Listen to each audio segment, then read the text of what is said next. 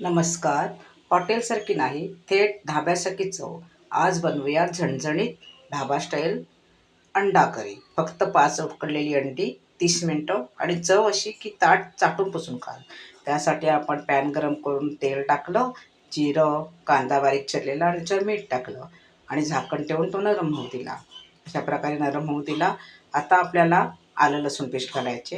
हे आलं लसूण पेस्ट आपण व्यवस्थित परतायचे.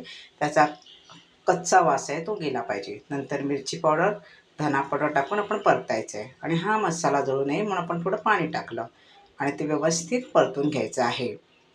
नंतर आपण हे टॉमॅटो, मिरची आणि कोथिंबीर याचं जे वाटण केलं आहे ते टाकायचं आहे. याचं साहित्य, प्रमाण आणि कृती मी डिस्क्रिप्शन बॉक्समध्ये दिलीच आहे.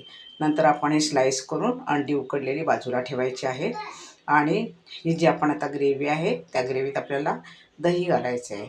दही व्यवस्थित परतायचं आहे आणि दही फाटू नये म्हणून आपण गॅस पूर्ण बंद करून ठेवायचं आहे. थोड्या वेळाने गॅस चालू करून त्याचं झाकण ठेवायचा आणि हे बघा आता ह्याला पाणी सुटलं आहे. आता आपल्याला ह्याच्यात काळी मिरी पावडर आणि अंडी घालायची आहेत आणि शेवटी आपण जी उकडलेली अंडीचे काप केले आहेत ना ते टाकायचे आहेत. अशा प्रकारे आपली झाली तयार. मस्त का